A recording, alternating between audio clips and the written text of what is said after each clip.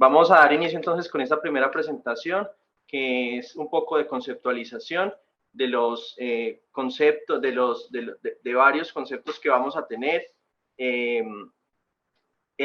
a lo largo de sobre todo de la sesión de la mañana. Entonces nos parece importante no partir de cero, sino que tengamos un contexto de qué es lo que trabajamos principalmente en este proyecto y lo relacionado a geomecánica de recobro térmico. Entonces, vamos a ir avanzando. El contenido es algo de introducción, el concepto de inyección cíclica de vapor, un poco de introducción también al comportamiento geomecánico durante procesos de recobro térmico mejorado. Ya entrando en materia sería el efecto de las propiedades mecánicas y petrofísicas durante este proceso, el concepto de trayectoria de esfuerzos o estrés pad, el concepto de dilatancia y compactación como comportamientos mecánicos del material, el efecto en la permeabilidad del material, el efecto en productividad finalmente y la integridad de la capa sello. Y al final tenemos algunas reflexiones de cierre.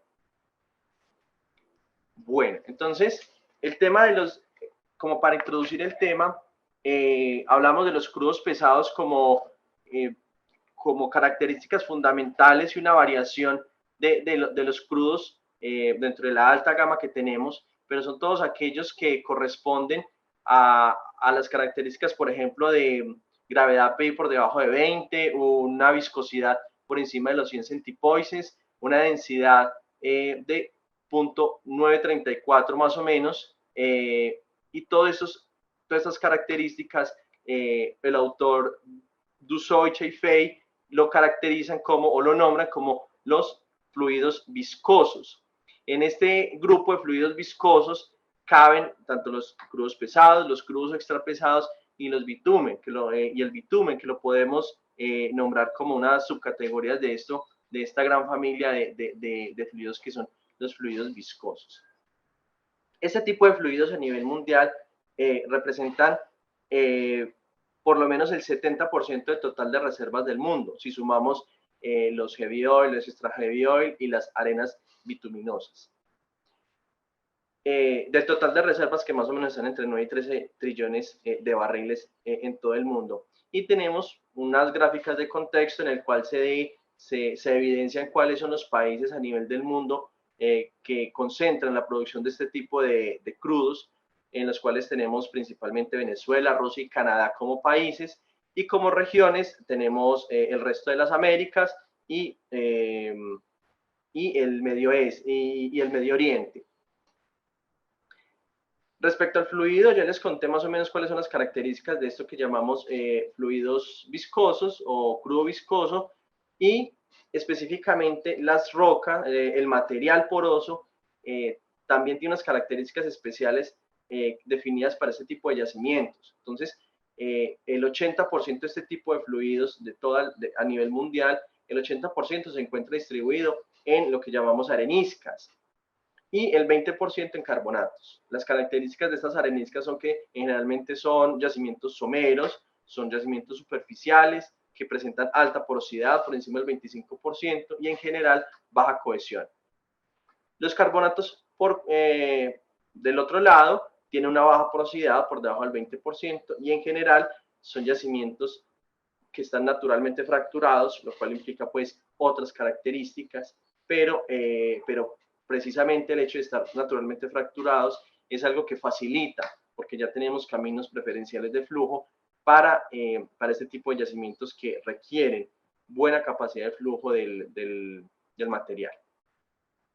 En Colombia, los crudos pesados están concentrados principalmente en 4 cuencas: las cuencas de los llanos orientales, el valle medio del Magdalena, el valle superior del Magdalena y la cuenca del Caguán Putumayo en el sur del país. En nuestro país,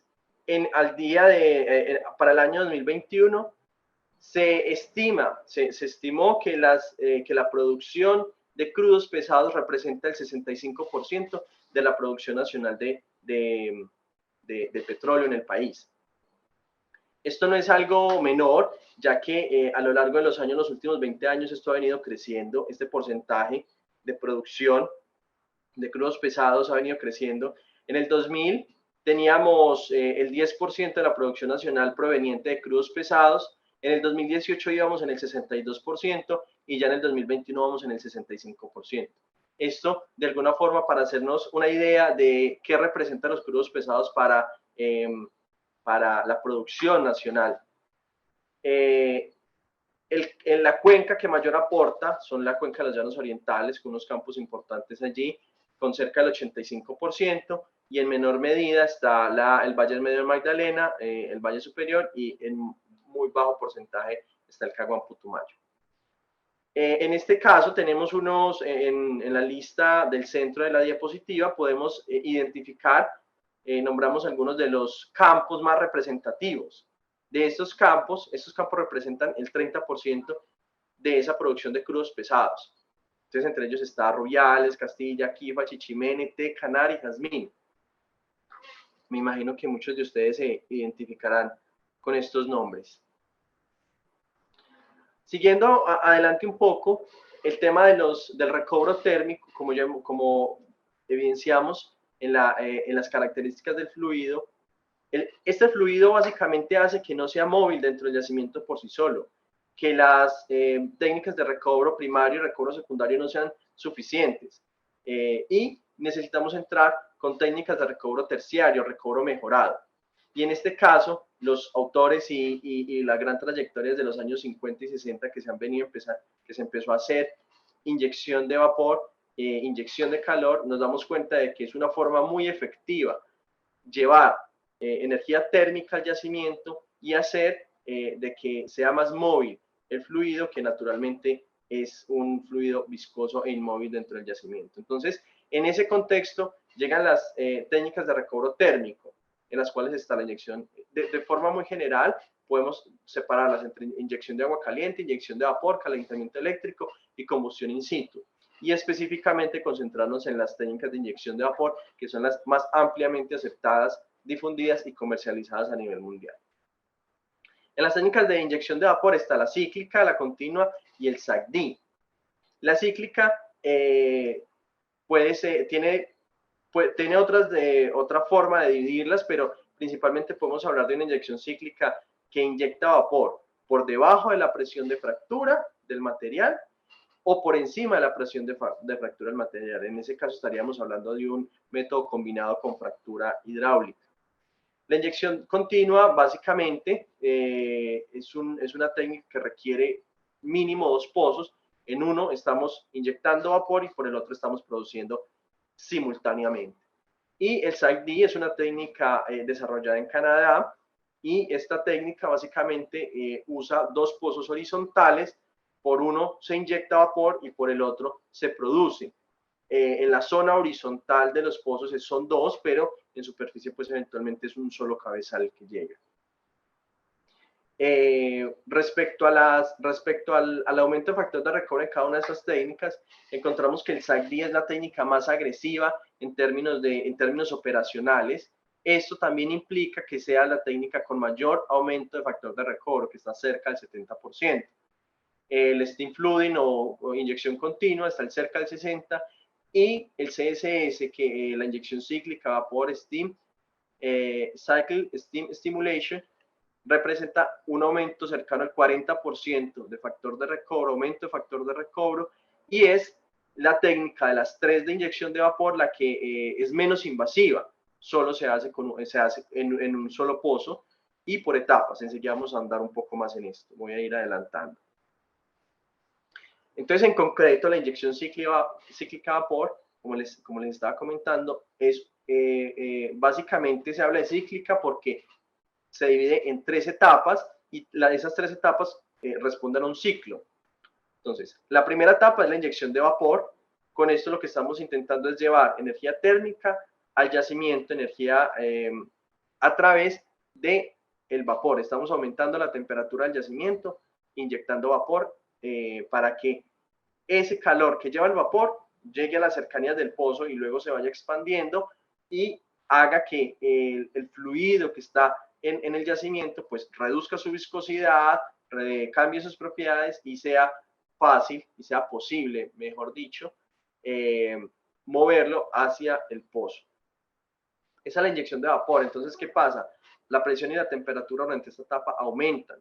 Se logra que haya reducción de viscosidad, expansión térmica del sistema roca-fluido y en términos geomecánicos, inicialmente podríamos hablar de una reducción del esfuerzo efectivo. Después viene la etapa de remojo, básicamente es cerrar el pozo por un tiempo. En esta etapa lo que queremos es que ese calor que ya fue inyectado por convección se difunda en los alrededores del pozo, entonces ya haciendo que el calor que inicialmente está concentrado en las cercanías del pozo se pueda difundir alcanzando otras áreas del yacimiento de igual importancia y alcanzando más zonas para la reducción de la viscosidad del fluido. En este caso, la presión y la temperatura tienden a estabilizarse y finalmente tenemos la etapa de producción. En la etapa de producción, pues básicamente es abrir el pozo a flujo y vamos a tener producción de fluido, de crudo menos viscoso que inicialmente las condiciones del yacimiento, y tendremos agua, que es el vapor condensado. No solamente el agua de formación que eventualmente tendrá, pero también tendríamos el vapor condensado, porque en la interacción vapor-crudo, pues hubo condensación de ese vapor y que finalmente pues en esta etapa se viene con el crudo. En esta etapa se evidencia que la presión y la temperatura en el yacimiento disminuyen, la viscosidad entonces tiende a aumentar, la viscosidad del fluido tiende a aumentar, tenemos efectos contractivos por la disminución de la temperatura y tendría, en este caso, es aumento del esfuerzo efectivo. Entonces, termina la producción. ¿Cuándo termina la producción? Cuando ya no es económicamente viable, cuando ya lo que está viniendo ya no es económicamente viable, entonces es momento de considerar un nuevo ciclo. Bueno, respecto a las condiciones que aumentan la probabilidad de éxito, los autores han recogido casos de éxito a nivel mundial y han encontrado que hay algunas condiciones del yacimiento y del fluido y de la roca que hacen que sea muy favorable la aplicación de esta técnica de recobro. Entonces, entre ellas se puede destacar que el espesor de la formación de interés sea mayor a 30 pies, que la profundidad del yacimiento esté entre 300 y 3000 pies de profundidad, que la porosidad del material esté por encima del 30%, que la saturación de aceite sea por encima del 40%, que se ha encontrado que en arenas pobremente cementadas o arenas no consolidadas hay favorecimiento de la aplicación de esta técnica, que la permeabilidad esté por encima de los 100 milidarcis, que la gravedad pedida del fluido esté por encima de los 10 grados API y que la viscosidad esté entre 1000 y 40.000 centipoises. Esto no significa que si, por ejemplo, pasa en Colombia, sobre todo el tema de los espesores, el tema de la profundidad, que si no se cumple estrictamente estos pasos, entonces no vamos a tener éxito. No, probablemente, y cuando se entra a hacer el caso en específico, el estudio puede funcionar. Lo que estamos presentando acá es una lista de condiciones que han favorecido típicamente la aplicación de esta técnica. Las variables operacionales de la técnica principalmente tenemos durante la inyección, está el tiempo de inyección, la calidad del vapor y la tasa. Es lo que controlamos operacionalmente durante la inyección. Y durante el remojo, pues cuánto tiempo vamos a dejar el pozo cerrado. Estas variables básicamente controlan hasta dónde se expande el frente térmico al interior del yacimiento, cuánta presión alcanzamos durante la inyección y finalmente cuánta energía es inyectada al yacimiento. Entonces la pregunta es, ¿qué pasa con las variables operacionales durante la producción? Bueno, estas variables, como lo pueden ser la tasa de producción o el tiempo de producción, están más dependientes de la estrategia de producción del campo y de condiciones económicas. Como les decía ahora, cuando ya finalmente una tasa de producción ya no es viable económicamente, pues hasta ahí llegaría un tiempo de producción. Entonces, más que variables operacionales en ese caso, son esas variables dependientes de temas como el económico, el momento de llevar a cabo otro ciclo. Los mecanismos de recobro se pueden dividir entre el fluido y la roca. En el fluido, el principal mecanismo de recobro, que es la razón, el fenómeno que ocurre por el cual estamos aumentando barriles en superficie debido a esta técnica, respecto al fluido, principalmente la reducción de la viscosidad. Eso es lo más evidente. Adicionalmente, en menor medida está la expansión térmica y efectos como empuje por gas, liberación de gas en solución. Bueno, hay unos fenómenos menos aportantes, pero igual de importante considerarlos. Menos aportantes respecto a cuánto aumenta en barriles, pero igual no necesariamente despreciables. Respecto a la roca, tenemos efectos como fenómenos como la expansión térmica que aportan al mecanismo de recobro y los efectos de dilatancia y compactación que finalmente se van a traducir en cambios de propiedades petrofísicas como la porosidad y la permeabilidad. En general, respecto al comportamiento geomecánico durante las técnicas de recobro térmico, podríamos dividir fenómenos en tres escalas: a escala de poro, laboratorio y yacimiento. Básicamente, a escala de poro podemos llegar hay evidencia suficiente para que demuestra que las propiedades petrofísicas, las propiedades elásticas, las propiedades de resistencia del material a nivel de poro cambian durante este tipo de técnica. Si hablamos a nivel de laboratorio, pues ya se ha evidenciado microfracturamientos, procesos de dilatancia de la roca, colapso de poro en algunos casos, pérdida de la cohesión entre granos. Y a escala de yacimiento, entonces lo podemos evidenciar un efecto geomecánico como levantamiento en superficie de un yacimiento, que en fondo estamos haciendo operación de recobro térmico, pero en superficie empezamos a evidenciar un levantamiento. Pueden ocurrir inestabilidades a nivel de pozo, cambios en la orientación de los esfuerzos, fracturamiento, daños en la capa sello y reactivación de fallas. Vamos a avanzar un poco más rápido en esta parte para entrar en detalle. En esa diapositiva lo que queremos evidenciar es precisamente ese efecto en las propiedades mecánicas y petrofísicas del material. Las propiedades mecánicas hacen referencia principalmente a la resistencia del material de soportar los esfuerzos, y principalmente se pueden modelar con propiedades como el ángulo de fricción interna o la cohesión, y bien depende del modelo constitutivo que estemos usando. Pero para hablar en términos como sencillos, podemos hablar de que estas propiedades como el ángulo de fricción y la cohesión representan esa resistencia que tiene el material ante diferentes estados de esfuerzos para que la roca no falle, para que la roca no se colapse, para que no hayan problemas de integridad. Entonces, el autor, uno de los autores nos presenta cómo, pasando de un estado de esfuerzos sigma 1 y sigma 3, representan el círculo de Moore, y lo llevamos a un estado de esfuerzo sigma 1, sigma 3 primas, podemos evidenciar algunas respuestas.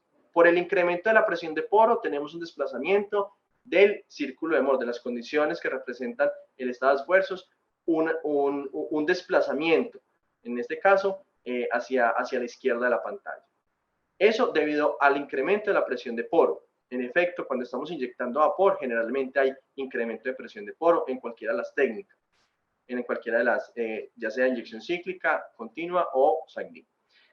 Por la temperatura, ese círculo tiende a incrementar su tamaño.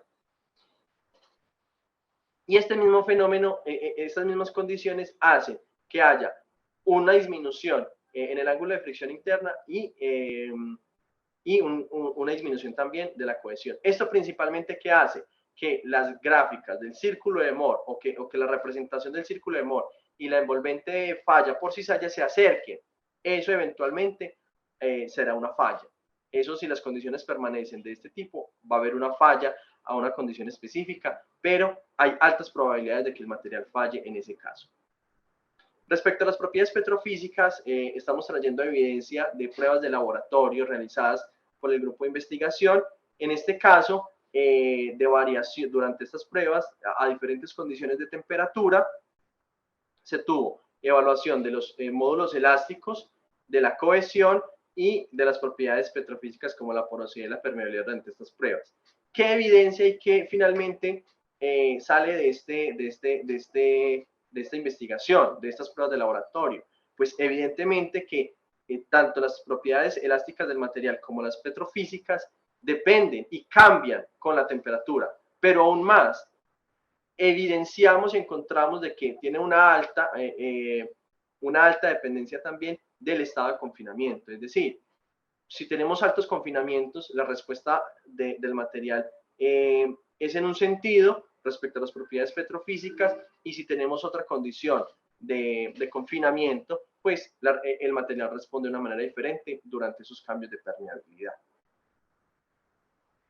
Bueno. La trayectoria de esfuerzos, y va a haber una presentación a continuación hablando más en detalle de este término, pero no quería que se llegara a ese punto sin que ya hubiera como un preámbulo. Básicamente es una forma de representar la evolución de los esfuerzos en un punto del yacimiento. Lo que permite este estudio de la trayectoria de esfuerzos es que yo puedo ir conociendo durante cualquier operación que ocurra en el yacimiento, puedo conocer cómo se va moviendo. Es como un camino, como una historia que se va contando de los esfuerzos que van sufriendo un punto específico del yacimiento. Entonces, cuando nosotros alteramos la presión y la temperatura durante los procesos de recovery, durante estas técnicas, pues eso se va a ver reflejado en ese historial de esfuerzos o la trayectoria de esfuerzos. La importancia de este estudio, de este análisis de la trayectoria, es que esta trayectoria nos da información de hacia dónde se comportan, hacia dónde se dirigen los esfuerzos, qué camino toman. Y cuando lo representamos en un espacio específico, ya sea el espacio P'Q o ya sea de las invariantes, podemos también representar condiciones de falla que son propias de cada yacimiento. Entonces, si yo contrasto el camino que lleva los esfuerzos en diferentes momentos contra estados de falla del material, pues podría identificar qué está pasando, qué le pasa al material, cuándo cambia de comportamiento elástico a plástico, cuándo puedo hablar de dilatancia o de compactación. Ahora vamos a hablar más en detalle. La gráfica de la derecha básicamente nos muestra diferentes trayectorias de esfuerzos en ambientes controlados como lo son las pruebas de laboratorio. Y esto llevado en un espacio P'Q. Hay diferentes formas de representar la trayectoria de esfuerzos. El espacio P'Q es una forma de ellas, pero tiene información muy importante respecto a lo que le estaba diciendo. La dilatancia y la compactación básicamente son cómo responde el material frente a esos cambios durante las trayectorias. Como les decía, el material responde a propiedades específicas de resistencia, ya sea por cizalla o por colapso, lo que podemos llamar una envolvente de cizalla, una envolvente de colapso. En este caso están representados en un espacio de invariantes I1 y raíz de J2. No nos compliquemos la vida con eso, simplemente nos están hablando de un estado que si yo represento el estado de esfuerzos en ese espacio y me toca la envolvente de arriba, puede que falle por cizalla. Y si me toca la envolvente lateral, me falla por colapso. Y es precisamente lo que buscamos representar con las trayectorias de esfuerzo.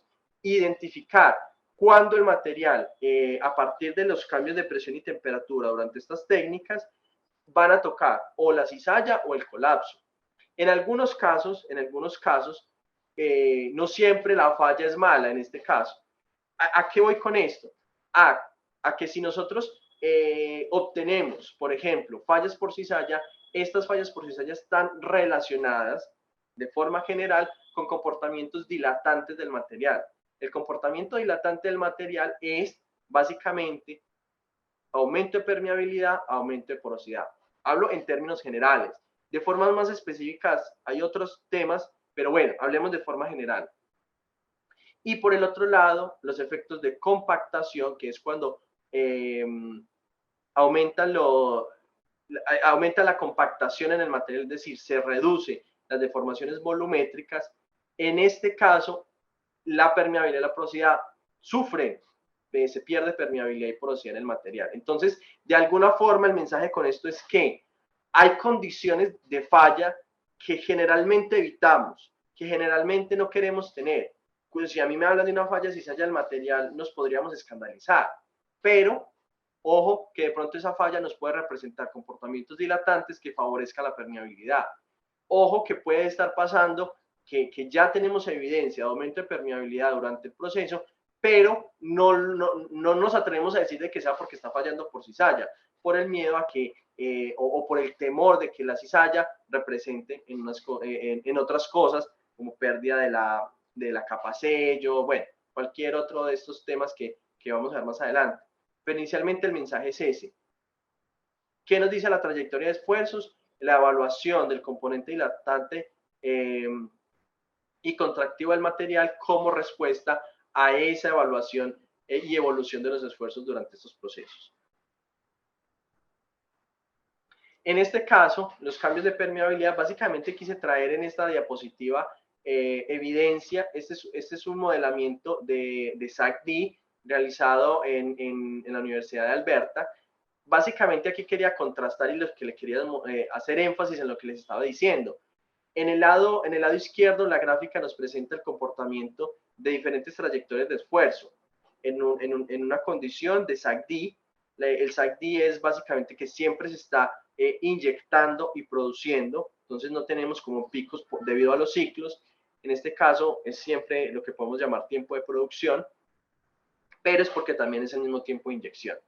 Entonces, lo que estábamos evidenciando aquí es de que la mayor condición o la condición cuando usamos la presión de inyección más alta, nos está generando una trayectoria de esfuerzos que parte del punto inicial y directamente se va a la falla por cizalla, que está representada por la línea como casi dependiente 1, más o menos.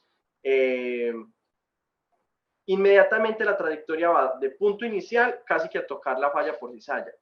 Eso, si lo contrastamos con la respuesta en permeabilidad, evidenciamos que es la curva de más cambio de permeabilidad durante todo el tiempo de la producción. Y podemos ver de que esa trayectoria casi que se mantiene en ese estado de falla, en esa condición de falla.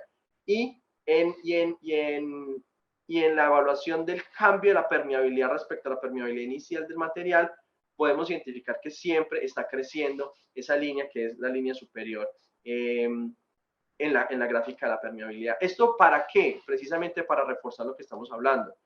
Cómo lo que nos dice la trayectoria de esfuerzos, el estado de falla, el que estamos hablando en este caso por cizalla, se ve evidenciado en permeabilidad. Esto depende de muchas cosas. Estos son ejemplos y evidencias que estamos trayendo, pero depende de las condiciones del material, de la resistencia precisamente, pero bueno, justamente es lo importante y lo interesante del análisis con la trayectoria de esfuerzos. Vamos adelante. Esta es la última parte de esta introducción y conceptualización y tiene que ver con la capa sello. Quería traer específicamente lo que pasó en Canadá en el proyecto Jocelyn. Esto básicamente, y creo que muchos de ustedes pueden estar relacionados con esto que pasó, básicamente es un proyecto de SAC-D, somero como las condiciones que se tienen en Canadá, y básicamente apenas empezó el proceso de SAC-D en el yacimiento, ocurrió en superficie, se dio un cráter, una explosión, una afectación impresionante, con un diámetro entre 175 metros por 25, es un cráter impresionante, y es que pasó, justamente bajo ese cráter hay inyección de vapor y operación de SAC-D. Entonces, aquí es para reforzar que no solamente esas técnicas de recobro afectan las condiciones del yacimiento, sino de las formaciones adyacentes. En este caso es un tema muy delicado porque la formación que falló fue la capa sello, esa capa superior que contiene, que hace que la cámara de vapor por SAC-D se mantenga, se sostenga en un volumen del yacimiento. En ese caso esa capa falló, precisamente por la acumulación de esfuerzos térmicos que se debieron al proceso de SAC-D. Entonces, se juntaron un montón de cosas y eso todavía está en estudio. Algunos hablan de presencia de fallas preexistentes. Bueno, hay un montón todavía de teorías y de estudios que están alrededor de esto, pero básicamente hubo falla en la capa sello y se evidenció en superficie. Esto, pues, se imaginarán ustedes lo que representa ambientalmente y lo que posteriormente trajo esta situación. Básicamente con esto, ¿cuál es el mensaje? Como les decía, no solamente hablamos del estudio geomecánico, los aspectos mecánicos durante el recobro térmico, porque me varíen las condiciones, porque me mejoren las condiciones del yacimiento, sino también por seguridad, sino también por responsabilidad ambiental, sino también porque si yo no evalúo el comportamiento geomecánico de la capa sello, pues eventualmente esa capa me puede fallar si yo opero a condiciones de que eso falle. Entonces, ese es el mensaje en este caso. Hay más elementos que podemos tener allí, pero estoy apurando un poco para cumplir con el tiempo. Con esto haría unas reflexiones de cierre. Quizá, si me permiten, las voy a leer. Se hace evidente la afectación geomecánica de las formaciones que son sometidas a procesos de recobro térmico, principalmente por los esfuerzos térmicos inducidos debido a las altas temperaturas. Mediante el estudio de las trayectorias de esfuerzo es posible identificar comportamientos elastoplásticos del material durante estos procesos, lo que puede derivar en pronósticos de variación de permeabilidad y porosidad debido a las deformaciones irreversibles del material, que es lo que llamamos un estado plástico del material. Cuando ya las deformaciones se vuelven irreversibles, llegue a un estado plástico, esas deformaciones irreversibles pueden derivar en aumentos de porosidad y permeabilidad. Se evidencia que las formaciones adyacentes de la formación productora pueden verse afectadas en gran medida debido a la acumulación de esfuerzos derivados al aumento de presión y temperatura durante las técnicas de recobro. Un estudio de integridad de la capa sello puede evitar importantes afectaciones ambientales en subsuelo y en superficie. Bueno, hay un aporte bibliográfico en este caso y con esto pues cierro mi intervención. Es el resultado del efecto geomecánico en el yacimiento a escala nano. ¿Cómo se afecta el acomodamiento del grano para generar más permeabilidad? Bueno, el tema nano justamente lo podemos ver en el comportamiento dilatante. El comportamiento dilatante del material es básicamente una reacomodación de los granos al interior del material. Son los granos reacomodándose por el efecto de los esfuerzos que están ocurriendo.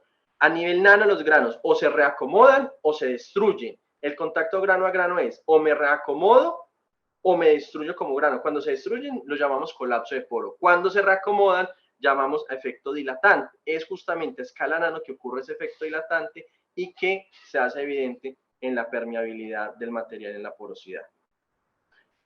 En el círculo de Moore, ¿por qué incrementa sigma 1 efectivo?